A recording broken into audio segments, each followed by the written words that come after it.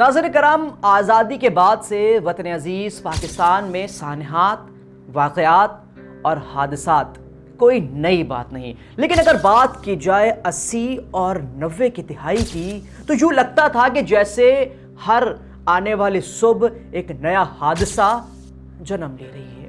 آج ہم بات کریں گے ایک ایسے ہی سانحے کی جو سندھ کی تاریخ کا سیاہ باب ہے۔ یہ ہے 30 ستمبر 1988 کا سانحہ حیدرآباد، ایک ایسا دن جب امن اور بھائی چارے کا خواب بکھر گیا اور شہر چند گھنٹوں کے اندر ہی قتل و غارت اور خوف و دہشت میں مکمل طور پر ڈوب گیا۔ 30 ستمبر کی صبح ایک نئی صبح تھی، ایک امید کی نئی کرن تھی۔ لوگ بازاروں میں خریداری کر رہے تھے، بچے اسکول کی طرف جا رہے تھے، دفاتر معمول کے مطابق کھل چکے تھے، زندگی رواں دواں تھی۔ لیکن یہ سکون زیادہ دیر برقرار نہ رہ سکا۔ اچانک ہی نامعلوم مسلح افراد نمودار ہوئے اور مختلف علاقوں میں اندھا دھند فائرنگ شروع کر دی گئی۔ کچھ لمحوں میں پرسکون گلیاں میدان جنگ میں بدل گئیں۔ لوگ اپنے پیاروں کو بچانے کی کوششیں کرتے رہے، لیکن ہر طرف سے گولیوں کی بوچھاڑ ہو رہی تھی۔ گلیوں میں لاشیں گرنے لگے، زخمی تڑپنے لگے اور چیخ و پکار کی آوازوں نے شہر کی فضا کو لرزا کر رکھ دیا۔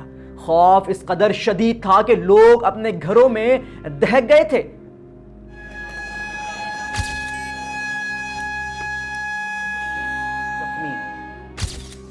سرکاری اعداد و شمار کے مطابق اس سانحے میں 200 سے زائد افراد جاں بحق اور سینکڑوں زخمی ہوئے۔ ہسپتال زخمیوں سے بھر گئے، ایمرجنسی نافذ کر دی گئی، ڈاکٹرز اور طبی عملہ دن رات زخمیوں کو بچانے کی کوششیں کرتے رہے، مگر ہر لمحے نئے لاشیں ہسپتال پہنچ رہے تھے۔ ایمبولنس کے سائرن شہر کے کونے کونے میں گونج رہے تھے۔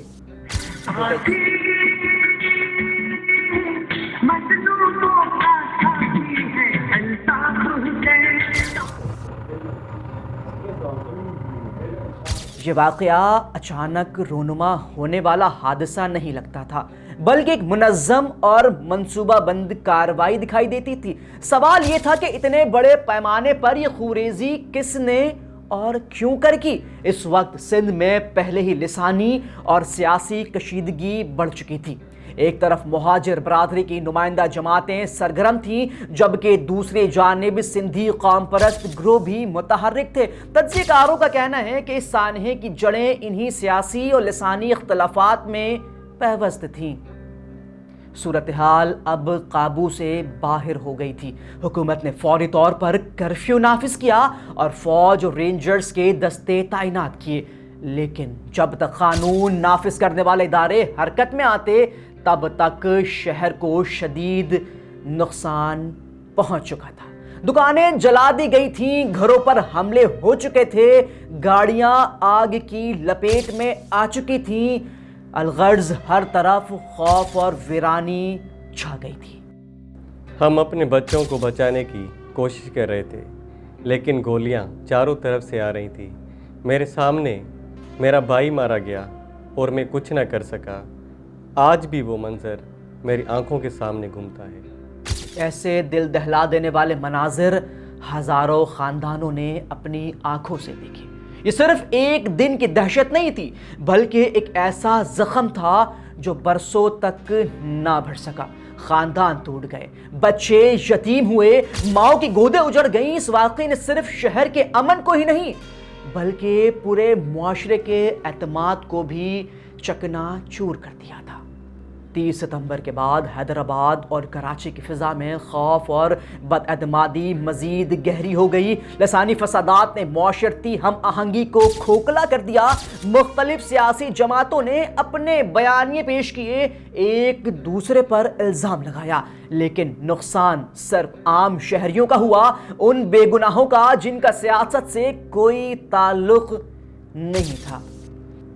ناظرین، اگرچہ اس المناک دن کو 3 دہائیاں گزر چکی ہیں، لیکن آج بھی زندہ بچ جانے والوں کے دل میں اس دن کے زخم تازہ ہیں۔ یہ سانحہ ہمیں سبق دیتا ہے کہ لسان تعصب اور نفرت صرف تباہی لاتے ہیں۔